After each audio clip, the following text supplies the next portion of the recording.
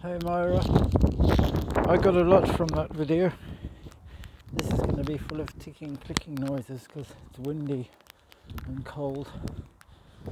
Here's the rest of your pizza. Oh wow, you're amazing. That was good.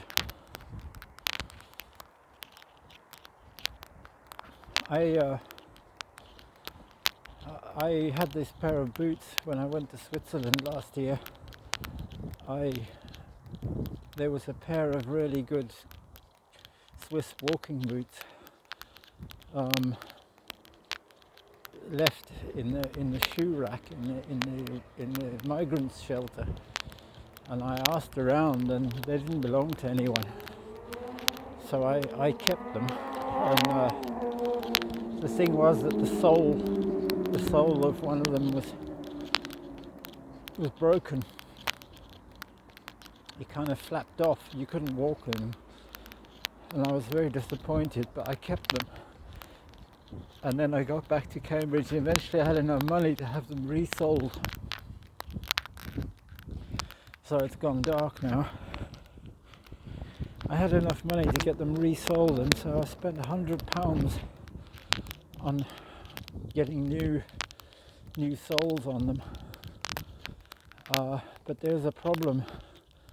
They fitted me okay, but they dried out, and when leather boots dry, they go quite hard. But there's a fold in the right, basically just at the base of my big toe on my right foot. There was a fold in the boot, and when I got back to Cambridge, I walked a lot in these boots, and I was like, I had to, because I kind of have to walk about 10 or 12 miles a day to be able to survive. And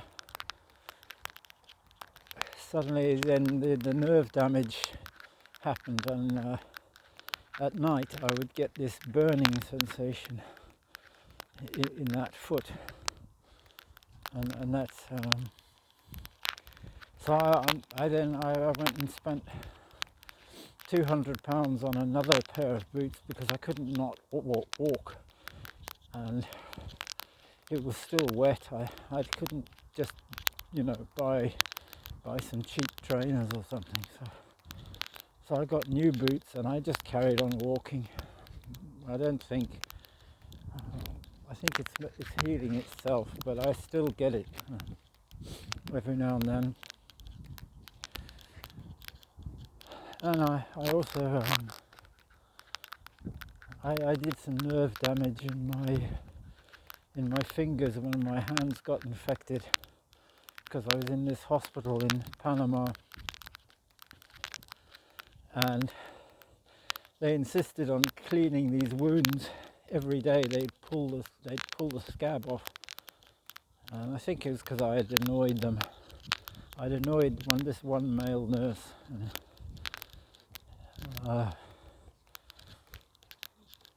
they kept on ripping these things off, and they did it again and again and again and again. So I got these strange scars on my hands, and the nerves are still weird. I'm in the cold. This was 2021 and now it's 2025.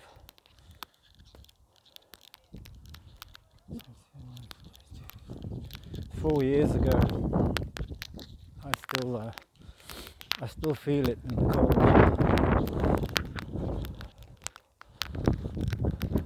But yeah, coca leaves, chewing coca leaves is amazing for the nervous system, and I thought people would want to know what physiological changes that I'd made to my nervous system. I chewed for 12 years, but no one was interested. I think that's the sort of data you should collect.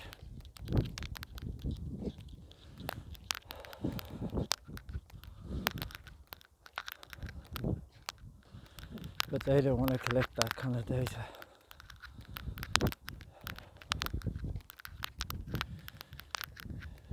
So it's so cold. I don't know why I'm doing this. I'm going to the cinema so that I can sit in the warm. The film doesn't start for another hour.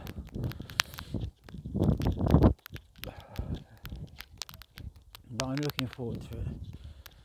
I hope they'll let me take this pizza in.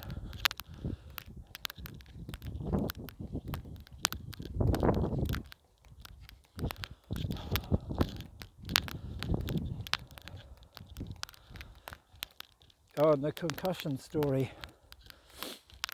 I was in 2013, about March, about this time 2013. I was we'd moved. I worked for these people as a night watchman, and they moved their camp to another part of La Paz, the department of La Paz, another part. And they were unloading a truck, and they have a big wooden beam that runs down the center of the roof of the truck, which holds the tarp up. And this beam is made of hardwood. And I was just standing by the side of the truck doing something, and the guys were working on it, and they picked up the beam and dropped it from the top of the truck, which was about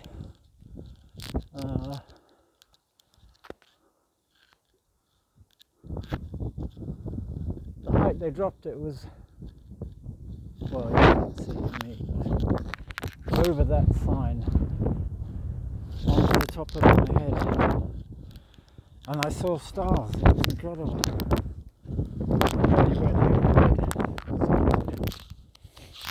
I saw stars, and then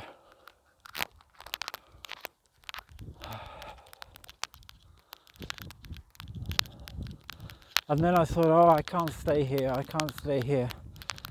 So I just took my things and I said to the truck driver, can you give me a lift to Ruranabaki, please? So I got in the truck. I didn't tell anyone where I was going or anything. I just took a bag full of stuff and got in the truck. I had to get away, and then I lived in Ruranabaki, and I was sending emails to the people at Cambridge, trying to get them to help me do some work in Bolivia.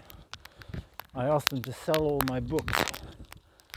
I said, you can sell all. I got great big boxes of books that were in Peter Sewell's office in Cambridge, and I said to him, please, get rid of them. Nobody wanted to buy my books. I just wanted some money for food. And they were all emailing each other. Thomas Forster told me they were talking to each other about what to do, but no one was talking to me because I was a loony. I don't know what the symptoms of concussion are. I mean, there are your friends think you're mad, but that they thought I was mad a long time.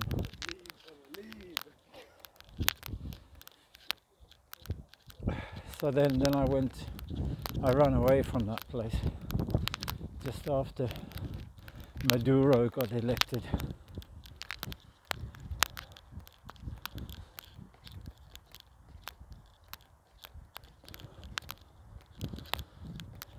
What a coincidence.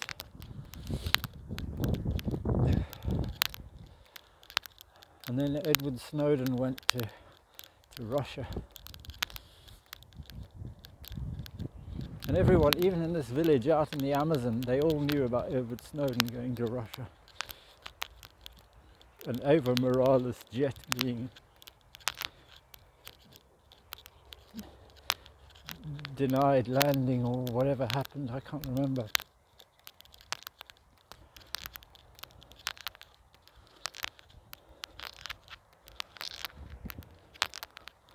But the way the news reports on the Bolivian TV were, they thought there was going to be a nuclear war and Bolivia was going to be get itself involved in a nuclear war now because Edward Snowden was going to be on the president's jet. Good grief.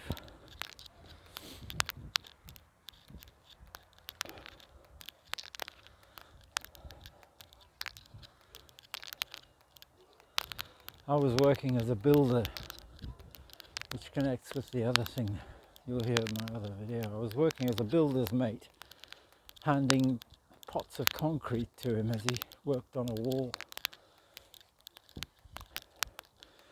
And he didn't used to pay me for ages after I'd worked, and that was a bit frustrating. You'd work for 3 or 4 days and then have to wait weeks starving without any money because the guy wouldn't pay you. He was only paying me something like $5 a day.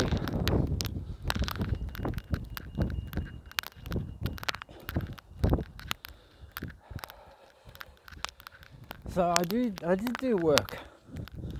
See, but nobody knows these stories because my parents don't know, because I suppose it's because I didn't write a book, or because I didn't go and fly to South Africa and tell them face to face. But really, would they want to know?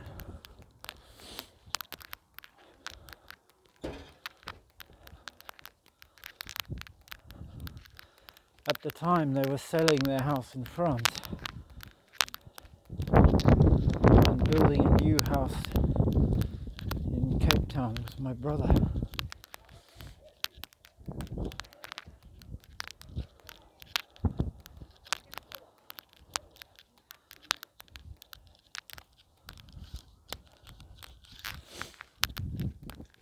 So it's funny, I don't feel at all bad about those family cut-off videos that I made when I was in Mexico, because they'd actually cut me off way before, but they didn't tell me.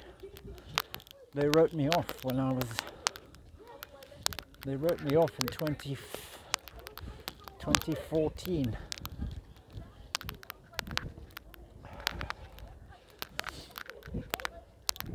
Or before.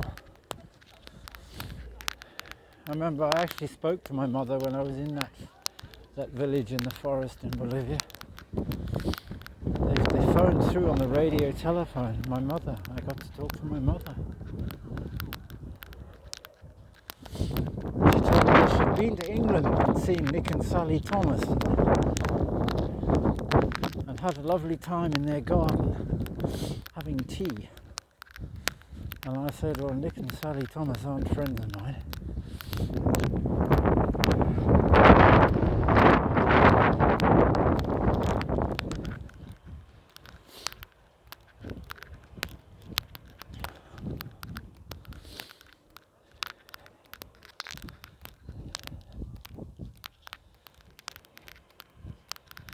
Crikey.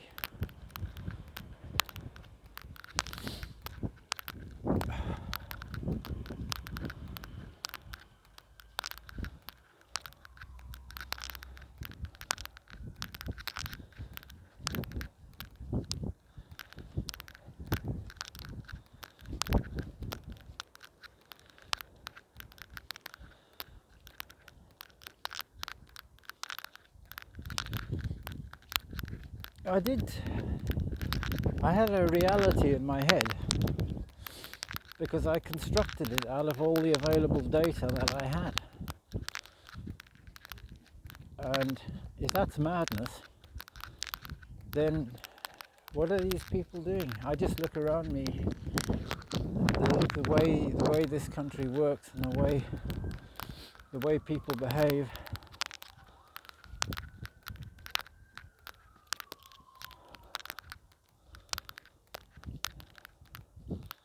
But the reality I constructed in my head out of my piddling little amount of data was a lot more interesting to me than this.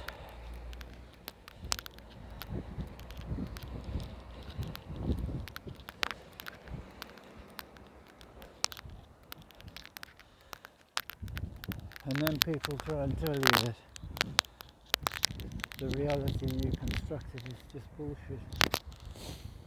And they offer you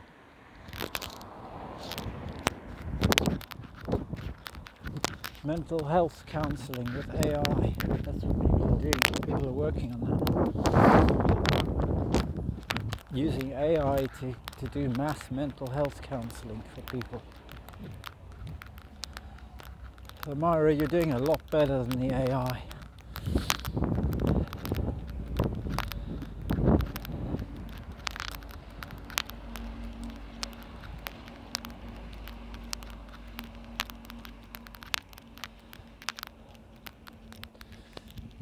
I think I need to blow my nose.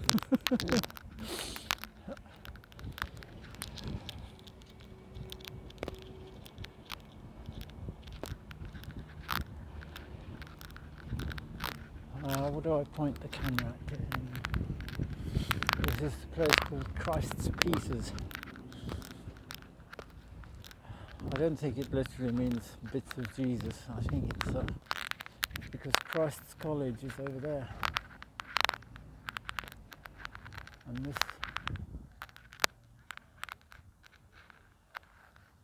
this is a little green space behind the bus station. So let's end here.